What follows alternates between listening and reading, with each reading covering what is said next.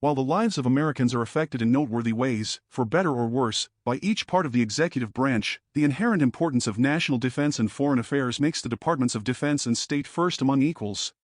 Originating in the George Washington Administration, the War Department, as it was then known, was headed by Henry Knox, America's chief artillery officer in the Revolutionary War. Thomas Jefferson, the primary author of the Declaration of Independence, was the first Secretary of State.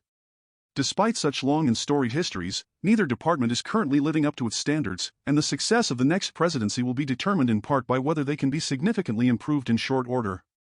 Ever since our founding, former Acting Secretary of Defense Christopher Miller writes in Chapter 4, Americans have understood that the surest way to avoid war is to be prepared for it in peace. Yet the Department of Defense is a deeply troubled institution. It has emphasized leftist politics over military readiness, recruiting was the worst in 2022 that it has been in 2 generations, and the Biden administration's profoundly unserious equity agenda and vaccine mandates have taken a serious toll. Additionally, Miller writes that the atrophy of our defense industrial base, the impact of sequestration, and effective disarmament by many U.S. allies have exacted a high toll on America's military. Moreover, our military has adopted a risk-averse culture. Think of masked soldiers, sailors, and airmen rather than instilling and rewarding courage in thought and action. The good news is that most enlisted personnel, and most officers, especially below the rank of general or admiral, continue to be patriotic defenders of liberty. But this is now Barack Obama's General Officer Corps. That is why Russ Vought argues in Chapter 2 that the National Security Council should rigorously review all general and flag officer promotions to prioritize the core roles and responsibilities of the military over social engineering and non-defense-related matters, including climate change, critical race theory, manufactured extremism, and other polarizing policies that weaken our armed forces and discourage our nation's finest men and women from enlisting. Ensuring that many of America's best and brightest continue to choose military service is essential. By far the most significant danger to America from abroad, Miller writes, is China. That communist regime is undertaking a historic military buildup, which could result in a nuclear force that matches or exceeds America's own nuclear arsenal.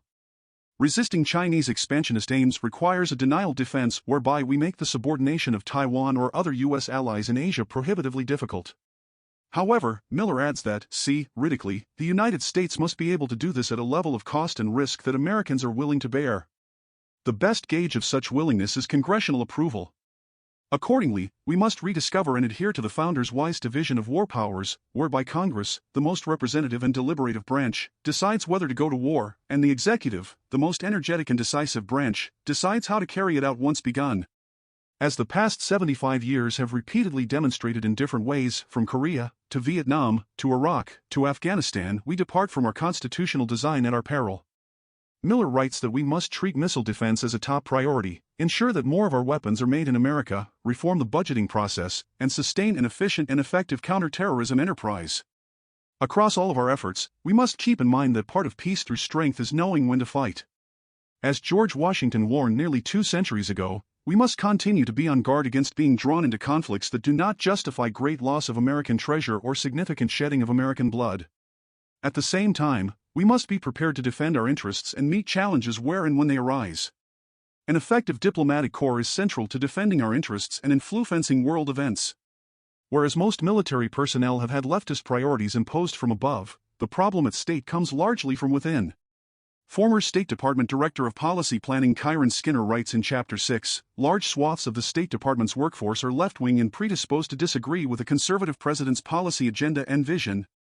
She adds that the department possesses a belief that it is an independent institution that knows what is best for the United States, sets its own foreign policy, and does not need direction from an elected president, a view that does not align with the Constitution. The solution to this problem is strong political leadership. Skinner writes, the next administration must take swift and decisive steps to reforge the department into a lean and functional diplomatic machine that serves the president and, thereby, the American people. Because the Senate has been extraordinarily lax in fulfilling its constitutional obligation to confirm presidential appointees, she recommends putting appointees into acting roles until such time as the Senate confirms them.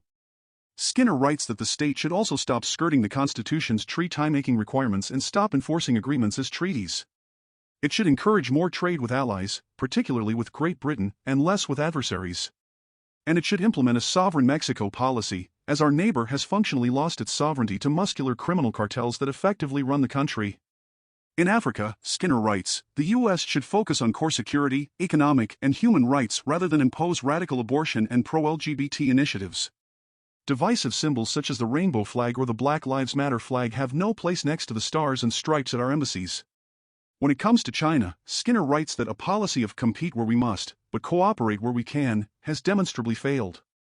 The People's Republic of China's, PRC, aggressive behavior, she writes, can only be curbed through external pressure. Efforts to protect or excuse China must stop. She observes, any were quick to dismiss even the possibility that COVID escaped from a Chinese research laboratory.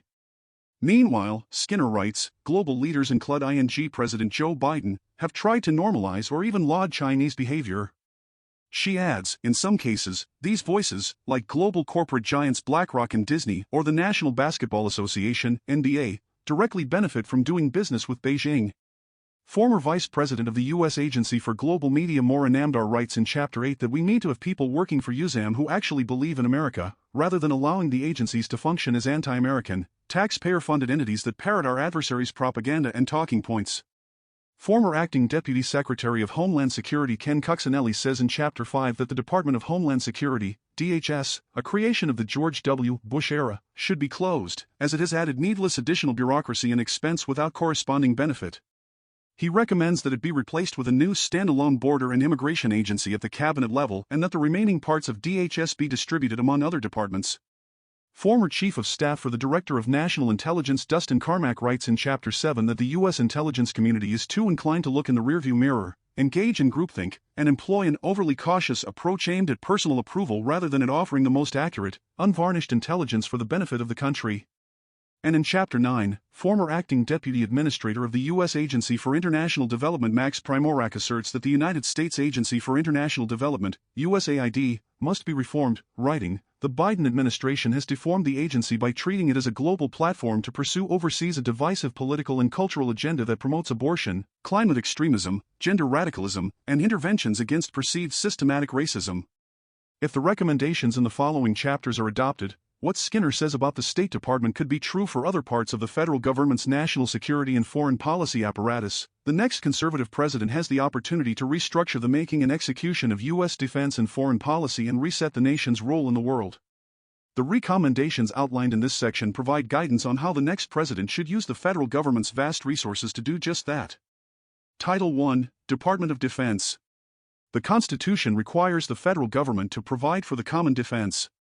It assigns to Congress the authority to raise and support armies and to provide and maintain a navy and specifies that the President is Commander-in-Chief of America's Armed Forces. Point 3 Ever since our founding, Americans have understood that the surest way to avoid war is to be prepared for it in peace, but when deterrence fails, we must fight and win.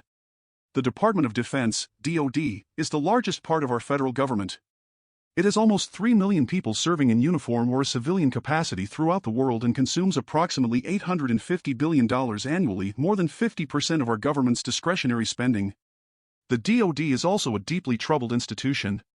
Historically, the military has been one of America's most trusted institutions, but years of sustained misuse, a two-tiered culture of accountability that shields senior officers and officials while exposing junior officers and soldiers in the field, wasteful spending, wildly shifting security policies, exceedingly poor discipline in program execution, and, most recently, the Biden administration's profoundly unserious equity agenda and vaccine mandates have taken a serious toll. Our disastrous withdrawal from Afghanistan, our impossibly muddled China strategy, the growing involvement of senior military officers in the political arena, and deep confusion about the purpose of our military are clear signals of a disturbing decay and markers of a dangerous decline in our nation's capabilities and will.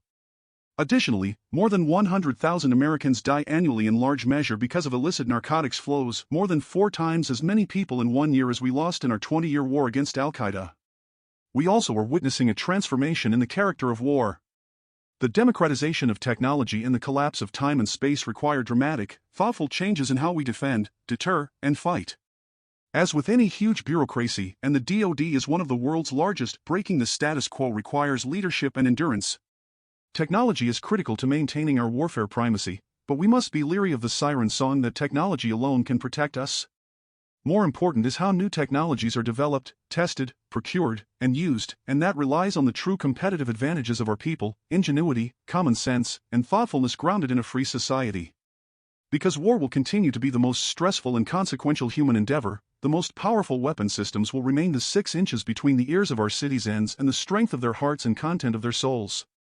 Military service is the most difficult task we ask of our citizens, and our nation is enormously blessed that so many young, patriotic Americans eagerly volunteer to carry such a heavy burden. We owe them everything, and we must do better. To do better, however, means recognizing and implementing 4 overriding priorities. Priority number 1, re-establish a culture of command accountability, non-politicization, and warfare focus. Priority number 2, transform our armed forces for maximum effectiveness in an era of great power competition. Priority number 3, provide necessary support to Department of Homeland Security, DHS, border protection operations. Border protection is a national security issue that requires sustained attention and effort by all elements of the executive branch. Priority number 4, demand financial transparency and accountability. This chapter offers recommendations for improving our armed forces and the civilian organizations that support and oversee them. DoD policy. By far the most significant danger to American security, freedoms, and prosperity is China. China is by any measure the most powerful state in the world other than the United States itself. It apparently aspires to dominate Asia and then, from that position, become globally preeminent. If Beijing could achieve this goal, it could dramatically undermine America's core interests, including by restricting U.S. access to the world's most important market. Preventing this from happening must be the top priority for American foreign and defense policy. Beijing presents a challenge to American interests across the domains of national power, but the military threat that it poses is especially acute and significant. China is undertaking a historic military buildup that includes increasing capability for power projection not only in its own region, but also far beyond, as well as a dramatic expansion of its nuclear forces that could result in a nuclear force that matches or exceeds America's own nuclear arsenal. The most severe immediate threat that Beijing's military poses, however, is to Taiwan and other U.S. allies along the first island chain in the Western Pacific. If China could subordinate Taiwan or allies like the Philippines, South Korea, and Japan, it could break apart any balancing coalition that is designed to prevent Beijing's hegemony over Asia. Accordingly, the United States must ensure that China does not succeed. This requires a denial defense, the ability to make the subordination of Taiwan or other U.S. allies in Asia prohibitively difficult. Critically, the United States must be able to do this at a level of cost and risk that Americans are willing to bear given the relative importance of Taiwan to China and to the U.S.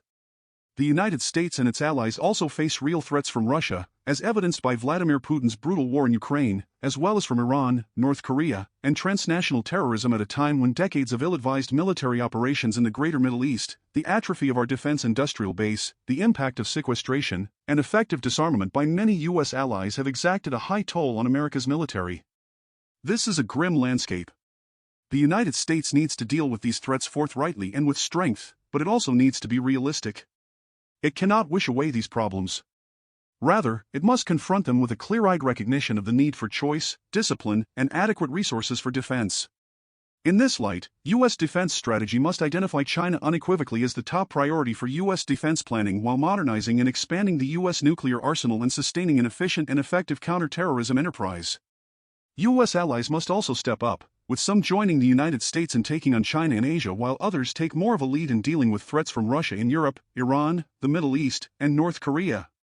The reality is that achieving these goals will require more spending on defense, both by the United States and by its allies, as well as active support for reindustrialization and more support for allies' productive capacities so that we can scale our free world efforts together. Prioritize a denial defense against China. U.S. defense planning should focus on China and, in particular, the effective denial defense of Taiwan.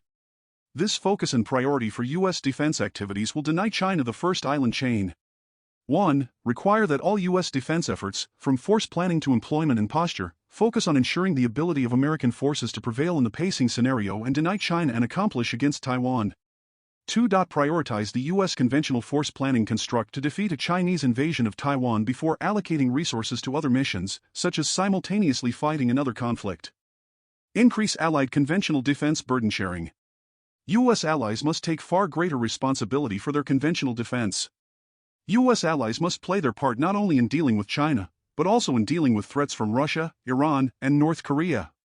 1. Make burden sharing a central part of U.S. defense strategy, with the United States not just helping allies to step up, but strongly encouraging them to do so. 2. Support greater spending and collaboration by Taiwan and allies. In Asia, Pacific countries like Japan and Australia to create a collective defense model. 3. Transform NATO so that U.S. allies are capable of fielding the great majority of the conventional forces required to deter Russia while relying on the United States primarily for our nuclear deterrent, and select other capabilities while reducing the U.S. force posture in Europe. 4. Sustain support for Israel even as America empowers Gulf partners to take responsibility for their own coastal, air, and missile defenses both individually and working collectively. 5. Enable South Korea to take the lead in its conventional defense against North Korea. Implement nuclear modernization and expansion. The United States manifestly needs to modernize, adapt, and expand its nuclear arsenal. Russia maintains and is actively brandishing a very large nuclear arsenal, but China is also undertaking a historic nuclear breakout. 1. Expand and modernize the U.S. nuclear force so that it has the size, sophistication, and tailoring to deter Russia and China simultaneously. 2. Develop a nuclear arsenal with the size, sophistication, and tailoring including new capabilities at the theater level to ensure that there is no circumstance in which America is exposed to serious nuclear coercion. Increase Allied counter-terrorist burden sharing. Transnational terrorism remains a threat to Americans even as we pivot toward Asia. 1. Sustain the military forces needed to deter, prevent, and combat terrorism, but at a sustainable cost in concert with other elements of national power and partner efforts. 2. Prioritize enhancing the capability of allies and partners to take the lead in combating terrorism in their regions. DoD Acquisition and Sustainment, ANS. The DoD's ability to acquire and field new and existing technologies is essential to the ability of America's military personnel to fight and win our nation's wars. To succeed in this endeavor, we must optimize the systems and personnel that the department uses, but the inflexible bureaucratic structure and risk-averse culture that have developed over the decades make it difficult to provide the tools that warfighters need at the speed of relevance. The number one problem is the DoD budgeting process, instituted in 1961, that requires acquisition spending to be locked years in advance.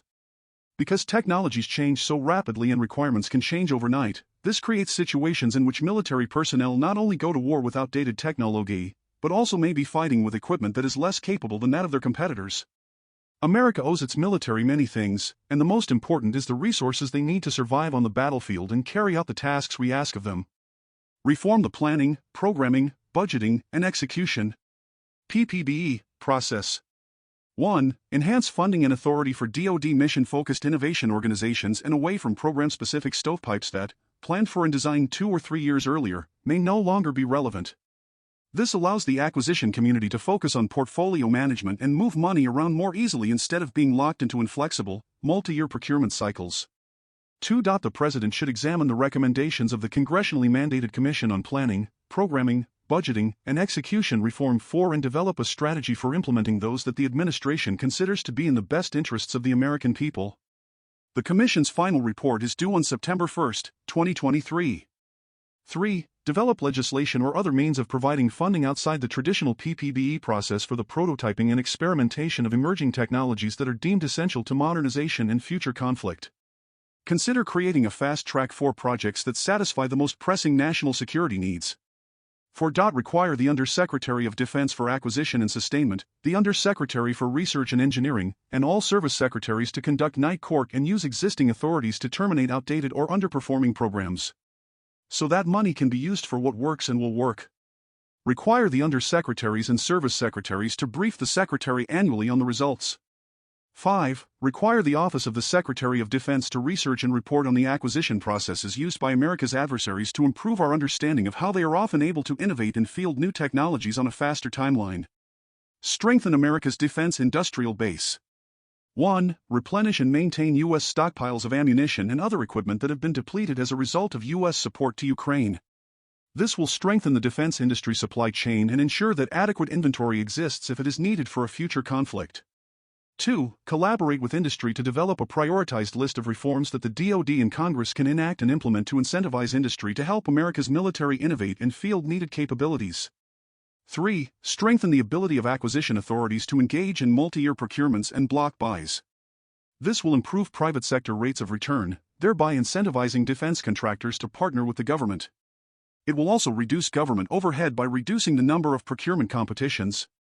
4. Prioritize the U.S. and allies under the Domestic End Product and Domestic Components requirements of the Build America, Buy America Act. Currently, defense companies are required to manufacture defense items for the U.S. government that are 100% domestically produced and at least 50% composed of domestically produced components. However, there are loopholes that allow companies to manufacture these items overseas. This can create supply chain and other issues, especially in wartime. Manufacturing components and end products domestically and with allies spurs factory development, increases American jobs, and builds resilience in America's defense industrial base.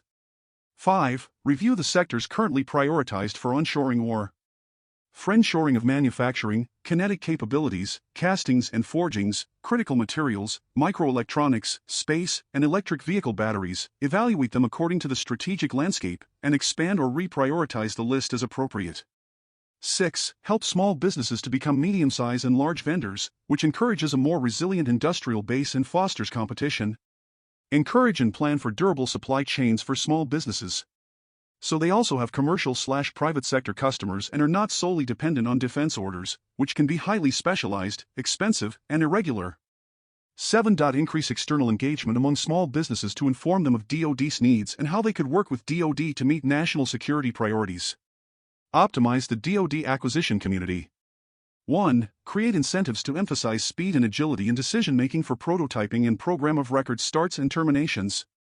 Most bureaucrats would rather follow a checklist and fail than go outside the procedures and win because failure means negative career repercussions. Senior acquisition leaders should design a system that allows decision-makers to stay within the law but bypass unnecessary departmental regulations that are not in the best interest of the government and hamper the acquisition of capabilities that warfighters require.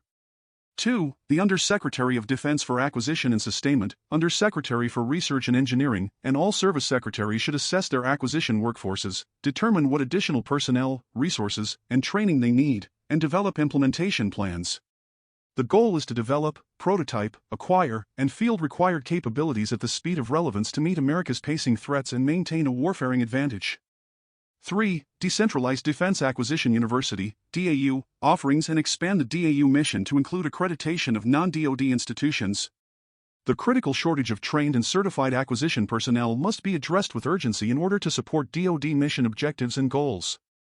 With the rapid evolution of training and educational technologies, including remote and virtual practices, there is no reason for DAU to maintain a monopoly on the knowledge and certification that are required to perform as acquisition professionals. Further, the cost to private contractors and non-DoD civilians who aspire to such a role limits the supply of trained and certified candidates. DAU has become an unnecessary barrier to entry in a career field that is vital to the DoD mission. DoD Research, Development, Test, and Evaluation, RDT&E. The FY 2017 National Defense Authorization Act established the position of Undersecretary of Defense for Research and Engineering and assigned broad responsibility for all defense research and engineering, technology development, technology transition, prototyping, experimentation, and developmental testing activities and programs, including the allocation of resources for defense research and engineering, and unifying defense research and engineering efforts across the department to the new Undersecretary, who also was tasked with serving as the principal advisor to the Secretary on all research, engineering, and technology development activities and programs in the department. 6. This led to the single largest DoD structural change since the Goldwater-Nichols Act of 19,867 and was organized effectively during President Donald Trump's administration. Champion, engage, and focus the American innovation ecosystem to maintain leadership in the era of great power competition and succeed against our adversaries. A key DoD effort must be the creation of mechanisms and processes to embrace America's most significant competitive advantage, innovation. 1. Engage and leverage all of America's scientific, engineering, and high-tech production communities to research, develop, prototype, and rapidly deploy advanced technology capabilities on a continuing basis to preserve our warfighting advantage. 2. Increase integration and collaboration among the DoD, government labs, and private companies to solve the department's most difficult problems. 3. Reduce the number of critical technology areas from 14 to a more manageable number to concentrate effort and resources on those that bear directly on great power competition. 4. Rebuild RDT&E infrastructure that resides in Cold War-era facilities and is not well suited to the current era of rapid development and testing of advanced technology and concepts to the maturity level necessary for acquisition and operational fielding. 5. Move toward a much more comprehensive independent risk reduction approach to increase understanding of the technical risks by drawing on the expertise in DoD laboratories and agencies to help acquisition programs succeed. Improve the rapid deployment of technology to the battlefield. America's military advantage has derived from the professionalism of our service members and our ability to manifest our technological advantage in battlefield capability. The current era of great power competition will continue for the foreseeable future, and technology will be the currency of competition. Our ability to prevail will rest on our ability to develop new technologies and move them onto the battlefield more rapidly than our adversaries can. 1. Accelerate the prototyping cycle to meet immediate battlefield needs.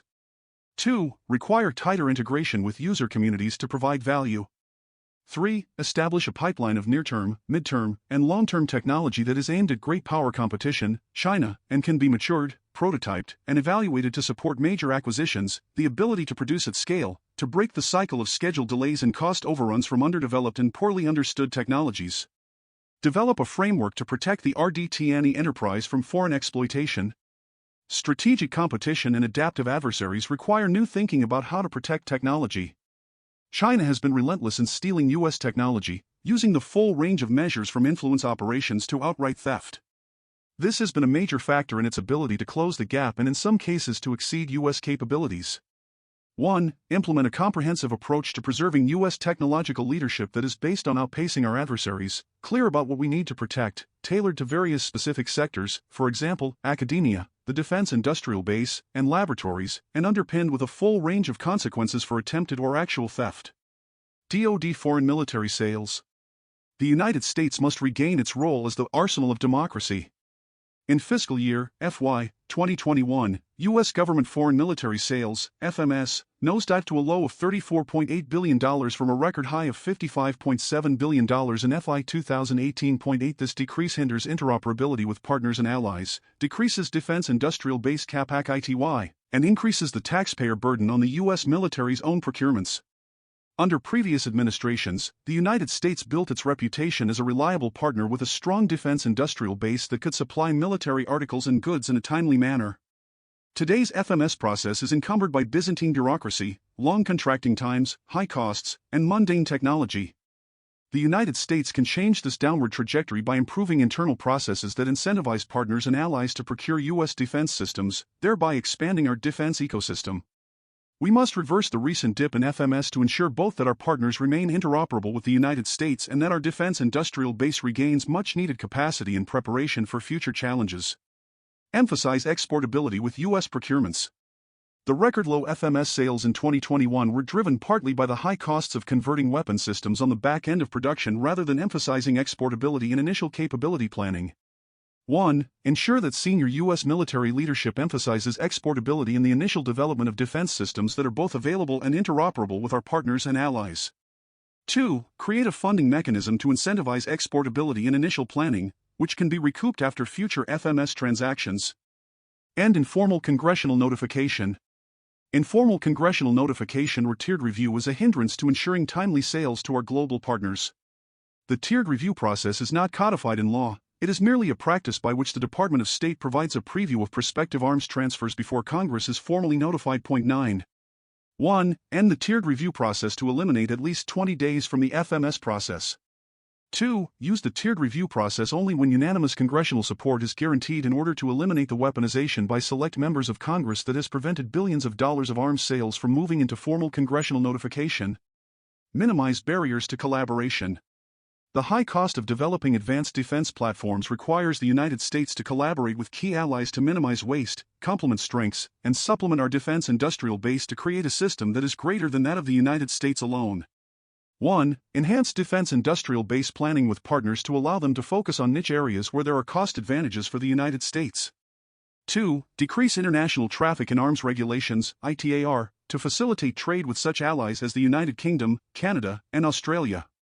3. Create opportunities to improve the health of the defense supply chain with added opportunities for partners and allies to contribute. Reform the FMS contracting process. The contracting timeline for the FMS process is shockingly slow. On average, the DoD contracting timeline takes approximately 18 months because of slow bureaucratic processes and chronic understaffing. 1. Immediately fund more contracting capacity in all services to decrease the contracting timeline and improve the delivery of defense articles to our global partners.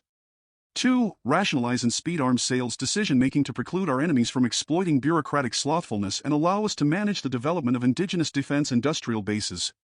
DoD personnel. The men and women of America's armed forces are the most critical component of our national defense strategy, but in recent years, they have been overextended, undervalued, and insufficiently resourced. Their families help them to carry the burden of service, but the assistance they receive is disproportionately less than the sacrifices they make. Young civilians who would thrive in a military environment are disenfranchised when educators and influencers discourage them from learning about military service and preparing for the honor of wearing America's uniform. The United States military is an extraordinary institution, staffed by exceptional people who have defended our nation and changed the course of history, but the Biden administration, through word and deed, has treated the armed forces as just another place to work. We must restore our military to a place of honor and respect and recruit and retain the individuals who will meet the rigorous standards of excellence that are required for membership in the world's greatest fighting force. Rescue recruiting and retention. Recruiting was the worst in 2022 that it has been in 2 generations and is expected to be even worse in 2023. Some of the problems are self-inflicted and ongoing. The recruiting problem is not service-specific, it affects the entire joint force. 1. Appoint a special assistant to the President who will maintain liaison with Congress, DoD, and all other interested parties on the issue of recruiting and retention.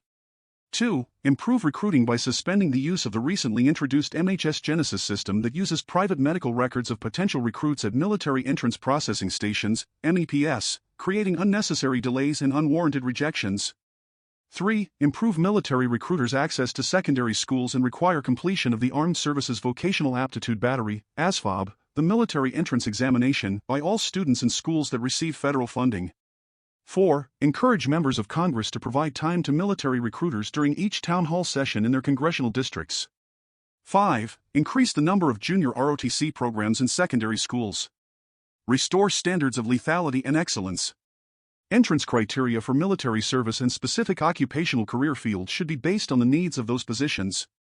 Exceptions for individuals who are already predisposed to require medical treatment, for example, HIV positive or suffering from gender dysphoria, should be removed, and those with gender dysphoria should be expelled from military service.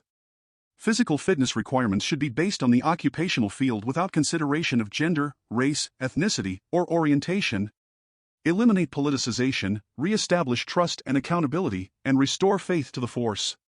In 2021, the Reagan National Defense Survey found that only 45% of Americans have a great deal of trust and confidence in the military, down from 70% in 2018.13.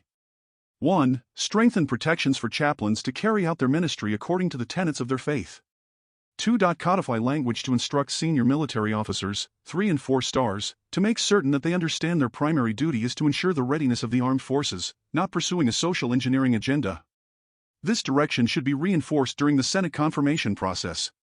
Orders and direction motivated by purely partisan motives should be identified as threats to readiness. 3. Reinstate service members to active duty who were discharged for not receiving the COVID vaccine, restore their appropriate rank, and provide back pay. 4. Eliminate Marxist indoctrination and divisive critical race theory programs and abolish newly established diversity, equity, and inclusion offices and staff. 5. Restrict the use of social media solely for purposes of recruitment and discipline any armed services personnel who use an official command channel to engage with civilian critics on social media. 6. Audit the course offerings at military academies to remove Marxist indoctrination, eliminate tenure for academic professionals, and apply the same rules to instructors that are applied to other DoD contracting personnel. 7. Reverse policies that allow transgender individuals to serve in the military. Gender dysphoria is incompatible with the demands of military service, and the use of public monies for transgender surgeries or to facilitate abortion for service members should be ended. Value the military family. Military service requires extreme sacrifices by families. 1. Support legislation to increase wages and family allowances for active duty enlisted personnel. No uniformed personnel should ever have to rely on social benefits like food stamps or public housing assistance. 2. Improve base housing and consider the military family holistically when considering change of station moves. 3. Improve spouse employment opportunities and protections, including licensing reform, and expand childcare. 4. Audit all curricula and health policies in DoD schools. 4. Military families, remove all inappropriate materials, and reverse inappropriate policies. 5. Support legislation giving education savings account options to military families. Reduce the number of generals. Rank creep is pervasive. The number of 0 to 6 to 0 to 9 officers is at an all-time high across the armed services. above World War II levels, and the actual battlefield experience of this officer corps is at an all-time low. The next president should limit the continued advancement of many of the existing cadre, many of whom have been advanced by prior administrations for reasons other than their warfaring prowess. DoD intelligence.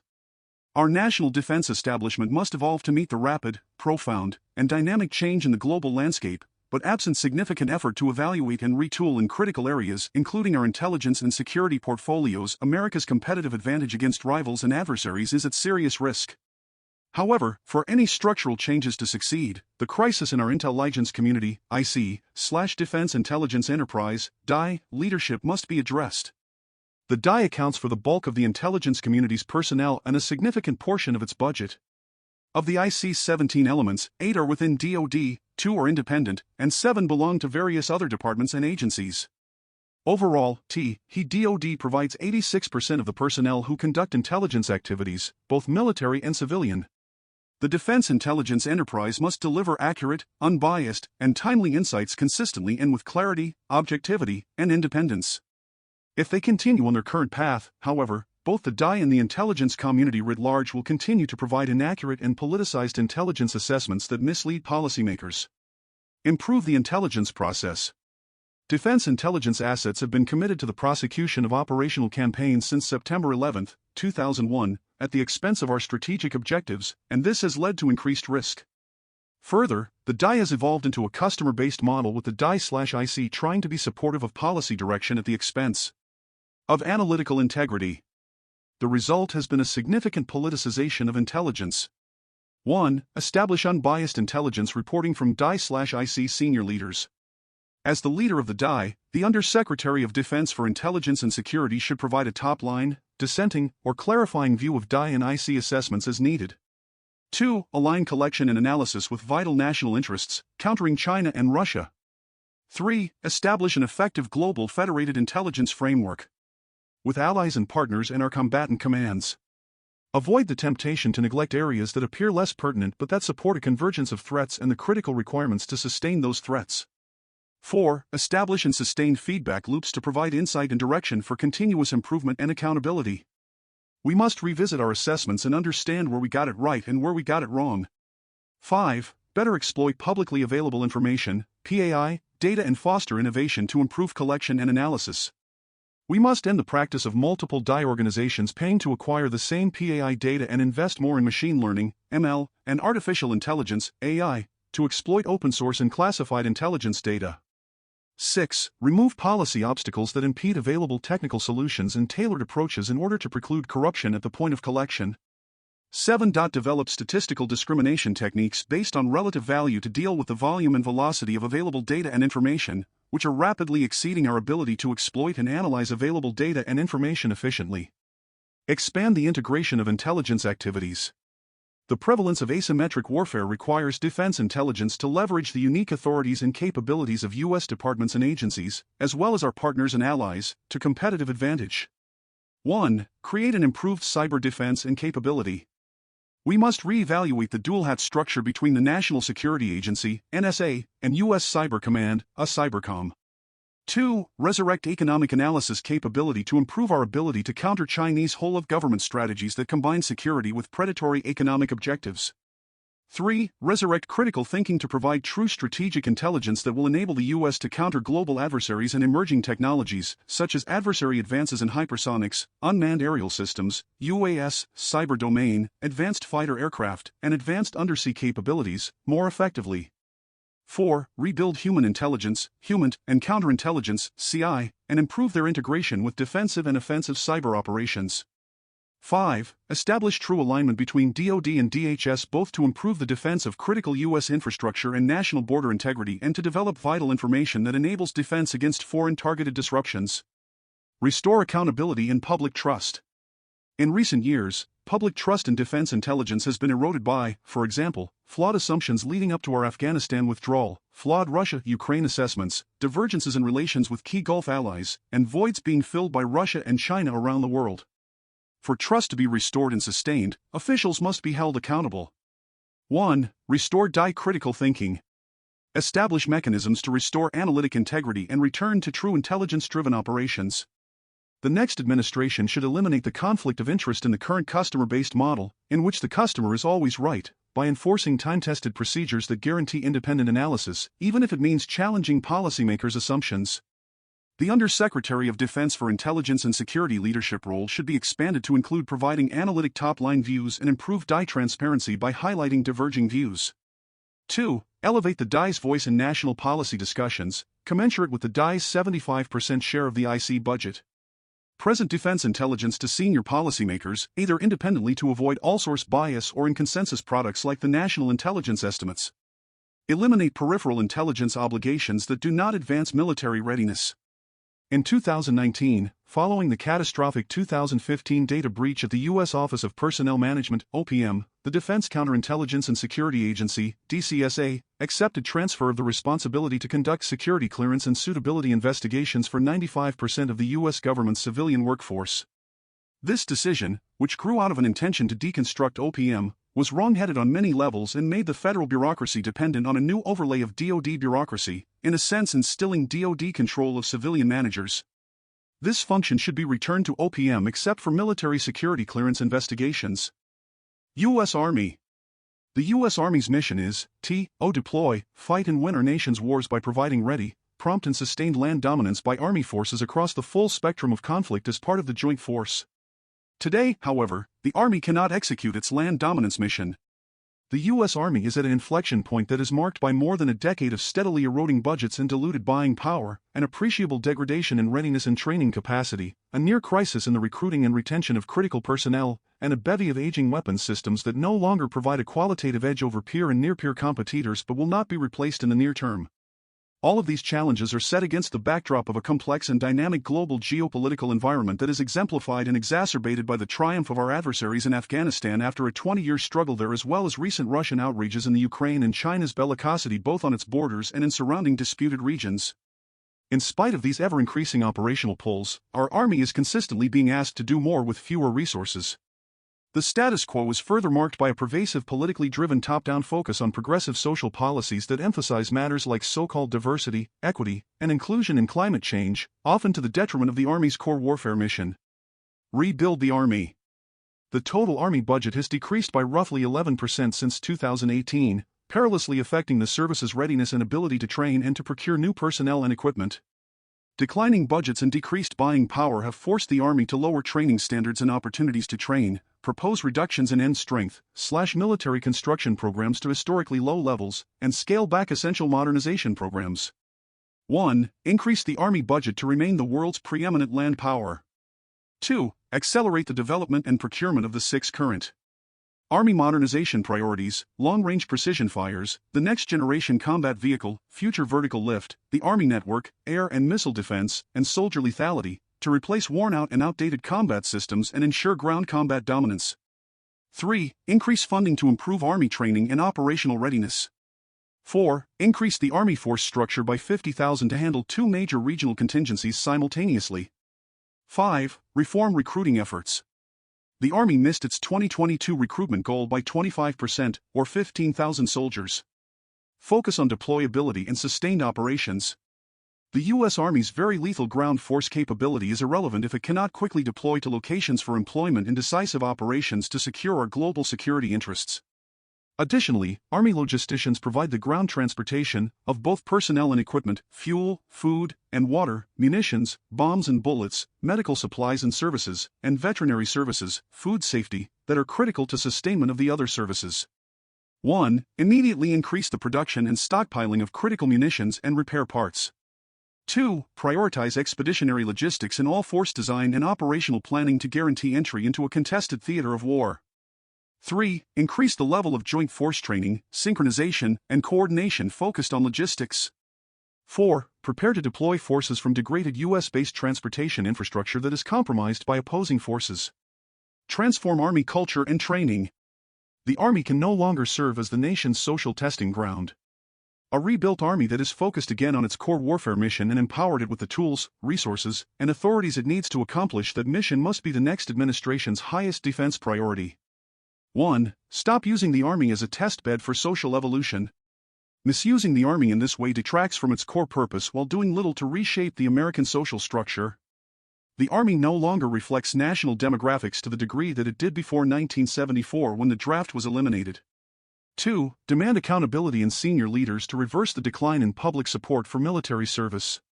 3. Re-establish the experiential base for the planning, execution, and leadership of Army formations in large-scale operations. Currently, there are no general or field-grade officers who served as planners or commanders against a near-peer adversary in combat. 4. Examine the logic of emerging Army concepts about employing massed long-range fires and effects without considering how to gain advantage by closing with and dominating an adversary on land. 5. Recognize that high-intensity land combat operations cannot be sustained through short-term individual or unit rotations in the style of the sustained low-intensity campaigns conducted over the past 20 years. 6. Transform how the National Guard is employed during extended operations short of declared war to preclude back-to-back federal and state deployments of National Guard soldiers in order to stabilize and preserve military voluntarism in our communities. 7. Revamp Army school curricula to concentrate on preparation for large-scale land operations that focus on defeating a peer threat. 8. Address the underlying causal issues driving increasing Army suicide rates, which have surpassed pre-World War II rates and are now eclipsing the rate among civilians. U.S. Navy. As noted at the beginning of this chapter, the U.S. Constitution gives Congress the power to provide and maintain a Navy. Inherent in this phrase is a recognition that there is a vital national interest in the maritime environment and that this national interest requires sustained planning and investment. This is as true today as it was almost 250 years ago and will remain true into the future. The U.S. Navy, USN, exists for two primary reasons: to project prompt, sustained, and effective combat power globally, both at sea and ashore, and to deter aggression by potential adversaries by maintaining a forward operating presence in conjunction with allies and partners. Today, the People's Republic of China PEOPLE's Liberation Army Navy plan can challenge the USN's ability to accomplish its mission in the Pacific and Indian Oceans. In the production, employment, and control of maritime forces, the USN must consider the scope and rate of technological change and, where appropriate, adapt its processes and workforce development.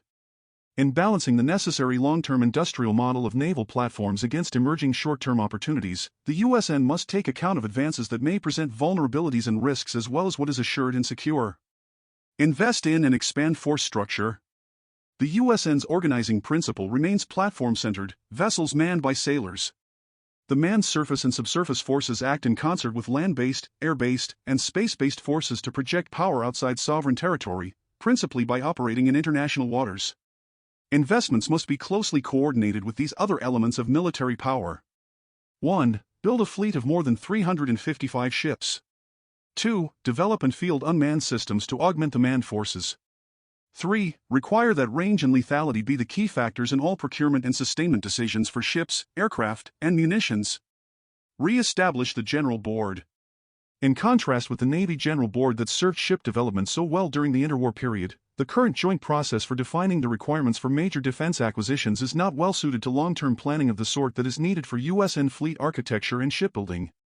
The Interwar General Board should serve as a model, empowered with final decision authority over all requirements documents concerning ships and the major defense systems fielded on ships. The individual board members would ensure a broad base of knowledge as well as independent thinking.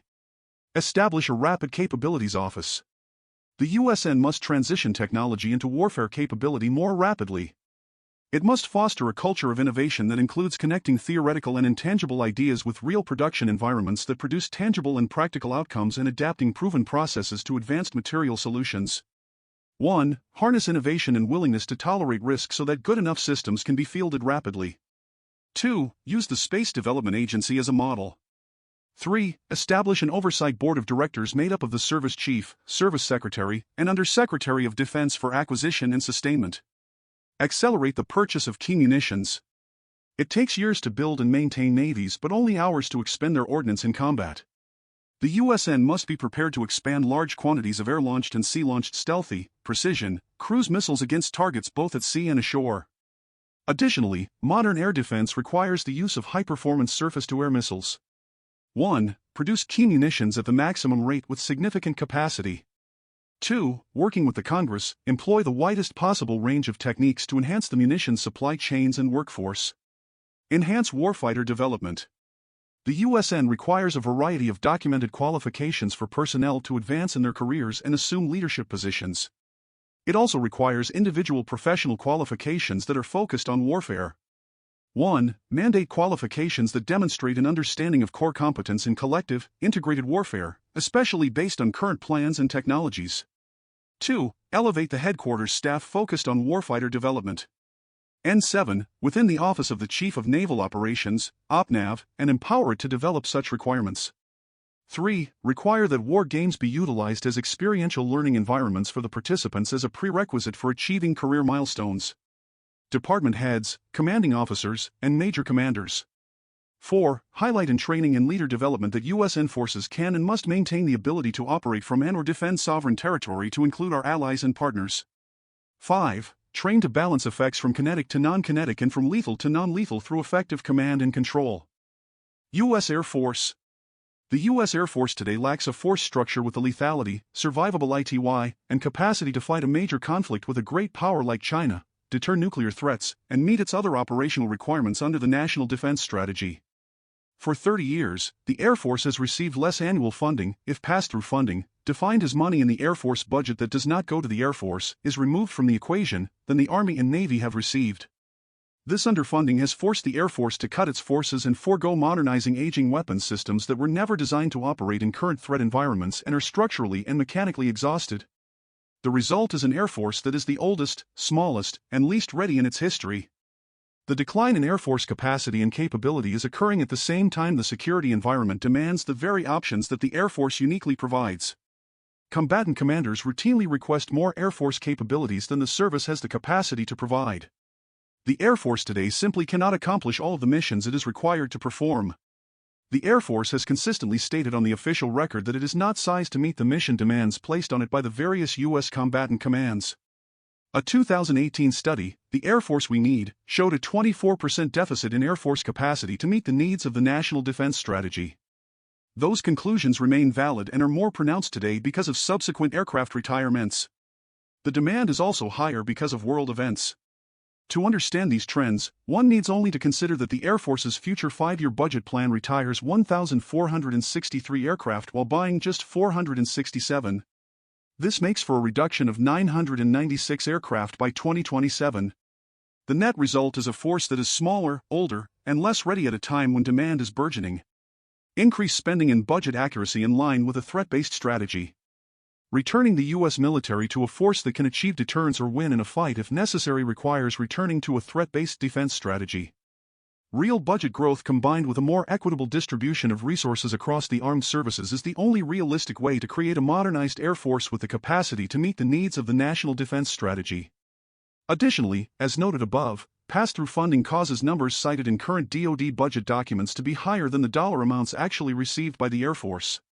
1. Adopt a two-war force defense strategy with scenarios for each service that will allow the Air Force to attain the resources it requires by developing a force sizing construct that reflects what is required to accomplish strategic objectives. 2. Eliminate pass-through funding, which has grown to more than $40 billion per year and has caused the Air Force to be chronically underfunded for decades. 3. Increase the Air Force budget by 5% annually, after adjusting for inflation, to reverse the decline in size, age, and readiness and facilitate the transition to a more modern, lethal, and survivable force. Reduce near-term and mid-term risk.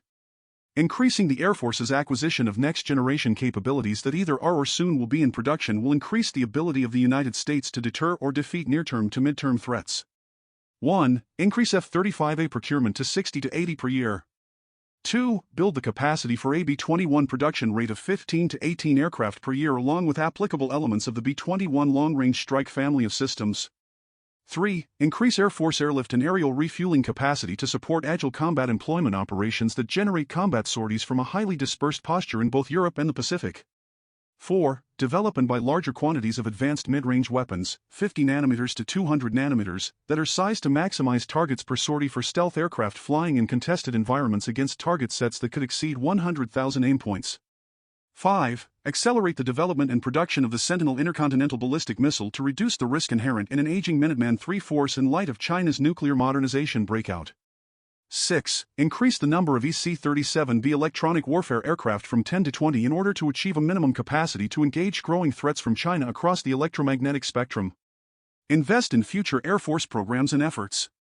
Increasingly capable adversaries require new capabilities to enable victory against those adversaries. 1. Attain an operationally optimized advanced battle management system as the Air Force element of the DoD Joint All-Domain Command and Control Enterprise. 2. Produce the next-generation air dominance system of systems, air-moving target indication, other sensors, communications, command and control, weapons, and uninhabited aerial vehicles.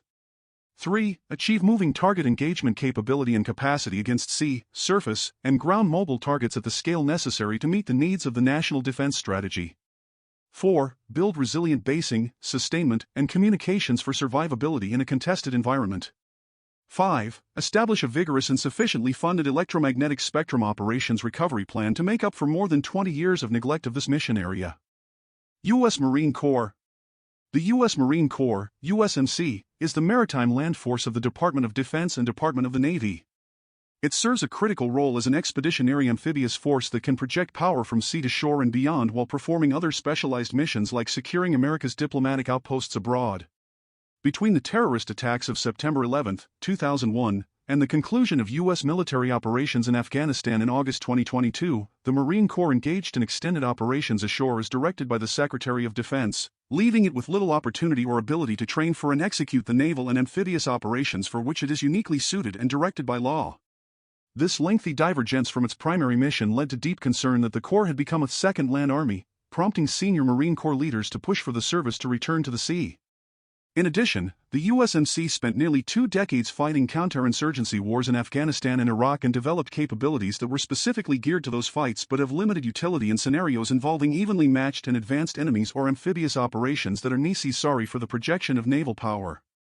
As a result, Marine Corps Commandant General David H. Berger developed and began to implement Force Design 2030, a plan that, if completed, would be the most radical transformation of the Marine Corps since World War II. The successful implementation of this force redesign, coupled with reforms in the Marine Corps' personnel system and the Navy's amphibious shipbuilding plans, will be critical to ensuring the Corps' future combat effectiveness. Divest systems to implement the Force Design 2030 transformation. Divesting equipment that is less relevant to distributed, low-signature operations in a contested maritime environment will make funds available for modernization. 1. Transform USMC force structure. I. Eliminate all USMC law enforcement battalions. B. Transform at least one Marine Infantry Regiment into a Marine Littoral Regiment. C. Reduce the size of remaining infantry battalions. 2. Divest systems or equipment that are better suited to heavier U.S. Army units. A. Maintain divestment of M1 Abrams tanks. B. Eliminate the majority of tube artillery, M777, batteries. C. Reduce the number of advanced amphibious assault vehicles and the number of their replacements. 3. Use funds made available by divestment of systems to support new systems that are geared to the likely needs of future conflicts. Increase the number of rocket artillery batteries, HIMARS. Increase the number of upgraded light armored vehicle, LAV, companies. Increase the number of unmanned aerial systems and anti-air systems, including counter-UAS systems. Develop long-range strike missiles and anti-ship missiles for the Corps. Modernize USMC infantry equipment. Transform the USMC personnel paradigm. More than other services, the USMC relies heavily on junior non-commissioned officers, NCOs, to staff key positions across the force but especially in combat arms. For example, E4s routinely hold squad leader billets when the Army normally has ESIXS in those billets. The nature of more distributed operations and the increasingly complex responsibilities of a Marine Corps rifle squad and platoon under Force Design 2030 will only put more responsibility on the backs of squad leaders and platoon sergeants, increasing the need for more senior Marines in those critical positions. Additionally, the Corps needs to improve its retention of junior NCOs after their first enlistments. The Marines have much lower rates of re-enlistment than other branches. 1. Align the USMC's combat arms rank structure with the U.S. Army's. Squad leader billets are for ESIXS, and platoon sergeant billets are for E7s. 2. Create better incentives to retain talented junior NCOs, especially in infantry and other critical military occupational specialties. 3. Reduce unnecessary deployments to increase dwell time in order to enable more robust primary military education.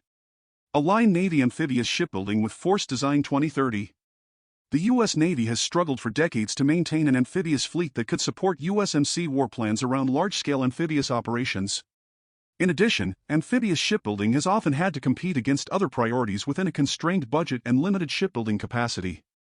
1. Develop and produce light amphibious warships, laws, to support more distributed amphibious operations, especially in the Pacific. 2. Maintain between 28 and 31 larger amphibious warships as opposed to the 25 specified in current Navy shipbuilding plans and the 38 specified before 2020. U.S. Space Force. U.S. Space Forces conduct global space operations to sustain and enhance air, land, and sea effectiveness, lethality, and superiority by providing secure broadband global communications, precision position, navigation, and timing accuracy, attack warning and threat tracking and targeting capability, real-time intelligence, surveillance, and reconnaissance information, and their assured continuity of operations both by defending U.S. assets and by conducting offensive operations that are capable of imposing unacceptable losses on adversaries that might seek to attack them. The U.S. Space Force, USSF, was established to assure continuous global and theater combat support from space, to deter attacks against U.S. space assets, and to prevail in space should deterrence fail. The USSF posture was conceived as a balance of offensive and defensive deterrent capabilities designed for maximum effectiveness. Reverse the Biden administration's defensive posture.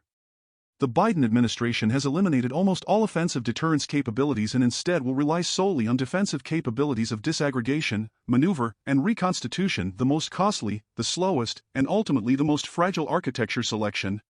1. Re-establish offensive capabilities to guarantee a favorable balance of forces, efficiently manage the full deterrence spectrum, and seriously complicate enemy calculations of a successful first strike against U.S. space assets. 2. Restore architectural balance in U.S. Space Forces, both offensive and defensive, to restore deterrence dominance efficiently and quickly.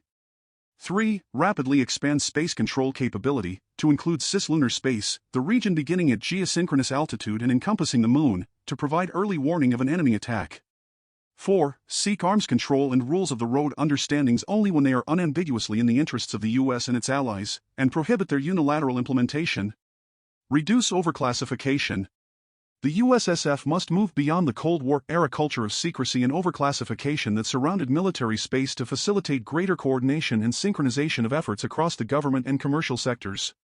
Declassify appropriate information about terrestrial and on-orbit space capabilities that threaten the U.S. space constellation, as well as those being pursued by our competitors, to secure the principled right to counter them offensively.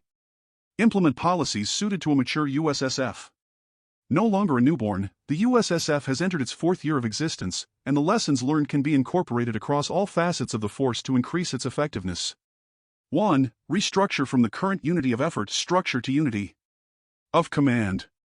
2. Lead the U.S. government's development of a clear and unambiguous declaratory policy that the United States will operate at will in space and enforce these operations with capabilities that ensure effective deterrence and the ability to impose our will if necessary. 3. End the current study phase of concept development and issue necessary guidance for the development and fielding of offensive capabilities.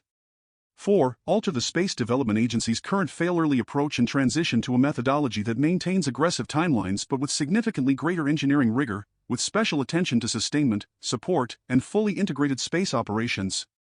5. Increase the number of general officer positions to ensure the Space Force's ability to compete for resources on a common basis with the other services. 6. Explore creation of a Space Force Academy to attract top astro students, engineers, and scientists and develop astronauts. The Academy could be attached initially to a large existing research university like the California Institute of Technology or MIT, share faculty and funding, and eventually be built separately to be on par with the other service academies. U.S. Cyber Command. A Cybercom was established in 2010 by the Department of Defense to unify the direction of cyberspace operations, strengthen DoD cyberspace capabilities, and integrate and enhance U.S. cyber expertise. Cyber capabilities and threats are evolving rapidly. Accordingly, a conservative administration should be especially sensitive to and prepared to meet the challenges presented by bureaucratic silos, inappropriately rigid tactical doctrine, and strategic thinking's historic tendency to lag behind technological capability. The preliminary evidence from the war in Ukraine suggests that existing cyber doctrine and certain capability and target assumptions may be incorrect or misplaced. The following recommendations therefore presuppose that there will be a rigorous lessons learned analysis and review of existing U.S. doctrine in light of the battlefield evidence. Ensure that a Cybercom is properly focused. Mission creep is leading to wasteful overlap with the Department of Homeland Security, National Security Agency, Department of Defense, and Central Intelligence Agency. 1. Separate a Cybercom from the National Security Agency per congressional direction. 2. Conduct effective offensive cyber effects operations at the tactical and strategic levels. 3. Expand defensive cyber effects operations authorized by President Trump's Classified National Security Presidential Memorandum 13, United States Cyber Operations Policy. 4. End Cybercom's participation in federal efforts to fortify U.S. elections to eliminate the perception that DoD is engaging in partisan politics. Increase Cybercom's effectiveness. 1. Accelerate the integration of cyber and electronic warfare (EW) doctrine and capabilities, abiding by the time-tested norms of combined arms warfare. 2. Mandate that development teams will include both coders and soldiers, aircrew, and sailors with kinetic experience at the platoon level. 3. Break the paradigm of cyber authorities held at the strategic level. 4. Increase cyber resilience by, for example, protecting the Nuclear Command, Control, and Communications Network and the Air Force's Cyber Resiliency Office for Weapons Systems, CROWS. 5. Expand coordination of joint operations with allies. 6. Implement the Government Accountability Office's recommendation that the DoD Chief Information Officer, Commander of Cybercom, and Commander of Joint Force Headquarters DoD Information Network align policy and system requirements to enable DoD to have enterprise-wide visibility of cyber incident reporting to support tactical, strategic, and military strategies for response. Rationalize strategy and doctrine. 1. Update the October 2022 National Security Strategy to define DoD roles and responsibilities beyond existing platitudes. 2. Apply traditional deterrence strategies and principles for using cyber/EW in retaliation for foreign cyber attacks and/or EW actions against U.S. infrastructure and citizens. Special Operations Forces. Even though America's conventional war in Afghanistan was a failure, Special Operations Forces of the United States Special Operation Command, USACOM, executed an extremely effective counterterrorism campaign. There has not been another major attack on the homeland. Global terrorist threats are reduced and managed, collaboration with international partners is effective, and units under USACOM are the most capable and experienced warfighters in 2 generations. There is a movement to reduce the scope and scale of USACOM's mission in favor of other service priorities in great power competition. This would be a mistake because USACOM can be employed effectively in great power competition. It makes sense to capitalize on USACOM's experience and repurpose its mission to include irregular warfare within the context of great power competition, thereby providing a robust organization that is capable of achieving strategic effects that are critical both to our national defense and to the defense of our allies and partners around the globe. Irregular warfare should be used proactively to prevent state and non-state actors from negatively affecting U.S. policies and objectives while simultaneously strengthening our regional partnerships. If we maintain irregular warfare's traditional focus on non-state actors, we limit ourselves to addressing only the symptoms, non-state actors, not the problems themselves, China, Russia, North Korea, and Iran. Make irregular warfare a cornerstone of security strategy. The U.S. can project strength through unified action with our interagency, allies, and partners by utilizing irregular warfare capabilities synchronized with elements of national power. Broadly redefining irregular warfare to address current state and non-state actors is critical to countering irregular threats that range from the Chinese use of economic warfare to Russian disinformation and Islamist terrorism. A broad definition of irregular warfare in the national security strategy would allow for a whole-of-government approach, thereby providing resources and capabilities to counter threats and ultimately serve as credible deterrents at the strategic and tactical levels. 1. Define irregular warfare as a means by which the United States uses all elements of national power to project influence abroad to counter state adversaries, defeat hostile non-state actors, deter wider conflict, and maintain peace in great power competition. 2. Characterize the state and non-state irregular threats facing the U.S. by region in the national security strategy. 3. Direct that irregular warfare resources, capabilities, and strategies be incorporated directly into the overall national defense strategy instead of being relegated to a supporting document. 4. Establish an irregular warfare center of excellence to help DoD train, equip, and organize to conduct irregular warfare as a core competency across the spectrum of competition, crisis, and conflict. Counter China's Belt and Road Initiative, BRI, globally. DoD, in conjunction with the interagency, allies, and partner nations, must work proactively to counter China's BRI around the globe. 1. Task USACOM and corresponding organizations in the Pentagon with conceptualizing, resourcing, and executing regionally based operations to counter the BRI with a focus on nations that are key to our energy policy, international supply chains, and our defense industrial base. 2. Use regional and global information operations to highlight Chinese violations of exclusive economic zones, violations of human rights, and coercion along Chinese fault lines in Xinjiang Province, Hong Kong, and Taiwan in addition to China's weaponization of sovereign debt.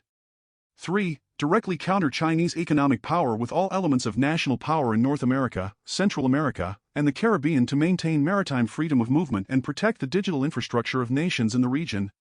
Establish credible deterrence through irregular warfare to protect the homeland.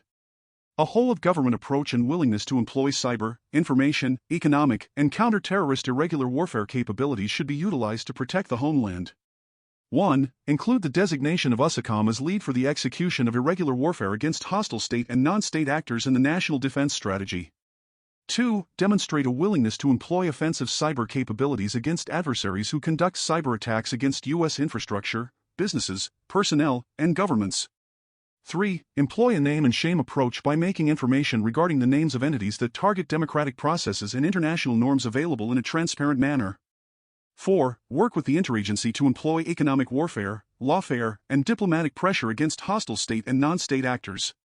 5. Maintain the authorities necessary for an aggressive counterterrorism posture against threats to the homeland. Nuclear deterrence. Nuclear deterrence is one of the most critical elements of U.S. national security, as it forms a backstop to U.S. military forces. Every operational plan relies on the assumption that nuclear deterrence holds. Ever since the U.S. first acquired nuclear weapons, administrations of both parties have pursued a strategy designed to deter nuclear and non-nuclear attack, assure allies, and, in the event of nuclear employment, restore deterrence at the lowest possible cost to the U.S. Today, however, America's ability to meet these goals is increasingly challenged by the growing nuclear threats posed by our adversaries. China is pursuing a strategic breakout of its nuclear forces, significantly shifting the nuclear balance and forcing the U.S. to learn how to deter two nuclear peer competitors, China and Russia, simultaneously for the first time in its history. Russia is expanding its nuclear arsenal and using the threat of nuclear employment as a coercive tactic in its war on Ukraine. North Korea is advancing its nuclear capabilities. Iran is inching closer to nuclear capability.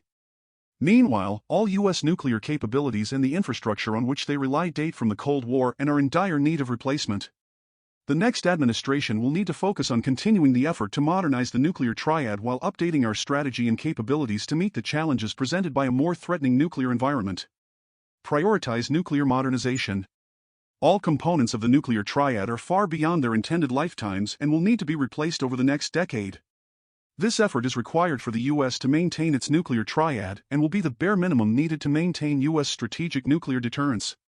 1. Accelerate the timelines of critical modernization programs including the Sentinel missile, Long-Range Standoff Weapon, LRSO, Columbia-class ballistic missile submarine, B-21 bomber, and F-35 dual-capable aircraft. 2. Reject any congressional proposals that would further extend the service lives of U.S. capabilities such as the Minuteman III ICBM. 3. Ensure sufficient funding for Warhead Life Extension Programs, LEP, including the B-61-12, W-80-4, W-87-1 Mod, and W-88 Alt-370. Develop the Sea-Launched Cruise Missile Nuclear, SLCMN. In 2018, the Trump administration proposed restoring the SLCMN to help fill a growing gap in U.S. non-strategic capabilities and improve deterrence against limited nuclear attack. The Biden administration canceled this program in its 2022 Nuclear Posture Review, NPR. The next president should support and accelerate funding for development of the SLCMN with the goal of deployment by the end of the decade. Account for China's nuclear expansion. To ensure its ability to deter both Russia and the growing Chinese nuclear threat, the U.S. will need more than the bare minimum of nuclear modernization. President Biden's 2022 NPR described the problem but proposed no recommendations to restore or maintain nuclear deterrence. 1. Consider procuring more modernized nuclear systems, such as the Sentinel missile or LRSO, than currently planned. 2. Improve the ability of the U.S. to utilize the triad's upload capacity in case of a crisis. 3. Review what capabilities in addition to the SLCMN, for example, non-strategic weapons or new warhead designs, are needed to deter the unique Chinese threat. Restore the nuclear infrastructure. The United States must restore its necessary nuclear infrastructure so that it is capable of producing and maintaining nuclear weapons. 1. Accelerate the effort to restore plutonium pit production, which is essential both for modern warhead programs and for recapitalizing the stockpile. 2. Continue to invest in rebuilding infrastructure, including facilities at the national laboratories that support nuclear weapons development. 3. Restore readiness to test nuclear weapons at the Nevada National Security Site to ensure the ability of the U.S. to respond quickly to asymmetric technology surprises. Correctly orient arms control. The U.S. should agree to arms control agreements only if they help to advance the interests of the U.S. and its allies. 1. Reject proposals for nuclear disarmament that are contrary to the goal of bolstering deterrence. 2. Pursue arms control as a way to secure the national security interests of the U.S. and its allies rather than as an end in itself. 3. Prepare to compete in order to secure U.S. interests should arms control efforts continue to fail. Missile defense. Missile defense is a critical component of the U.S. national security architecture. It can help to deter attack by instilling doubt that an attack will work as intended, take adversary cheap shots off the table, and limit the perceived value of missiles as tools of coercion. It also allows space for diplomacy during a crisis and can protect U.S. and allied forces, critical assets, and populations if deterrence fails. Adversaries are relying increasingly on missiles to achieve their aims. China and Russia, in addition to their vast and growing ballistic missile inventories, are deploying new hypersonic glide vehicles and investing in new ground-launched, air-launched, and sea-launched cruise missiles that uniquely challenge the United States in different domains. North Korea has pursued an aggressive missile testing program and is becoming increasingly belligerent towards South Korea and Japan. Iran continues to maintain a missile arsenal that is capable of striking U.S. and allied assets in the Middle East and Europe, and its rocket launches demonstrate that it either has or is developing the ability to build ICBMs. Missile defense has been underprioritized and underfunded in recent years. In light of these growing threats, the incoming administration should treat missile defense as a top priority. Champion the benefits of missile defense. Despite its deterrence and damage limitation benefits, opponents argue incorrectly that U.S. missile defense is destabilizing because it threatens Russian and Chinese second strike capabilities. 1. Reject claims made by the left that missile defense is destabilizing while acknowledging that Russia and China are developing their own advanced missile defense systems. 2. Commit to keeping homeland missile defense off the table in any arms control negotiations with Russia and China. Strengthen homeland ballistic missile defense.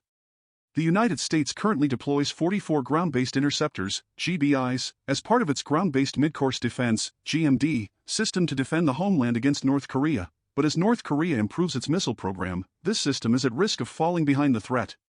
1. Buy at least 64 of the next-generation interceptor, NGI, which is more advanced than the GBI, for an eventual uniform fleet of interceptors. The Biden administration currently plans to buy only 20. 2. Consider additional steps to strengthen the GMD system such as a layered missile defense or a third interceptor site on the East Coast. Increase the development of regional missile defense. As the Ukraine conflict amply demonstrates, U.S. regional missile defense capabilities are very limited. The United States has been unable to supply our partners reliably with any capabilities, and the number and types of regional missile defense platforms are less than the U.S. needs for its own defense.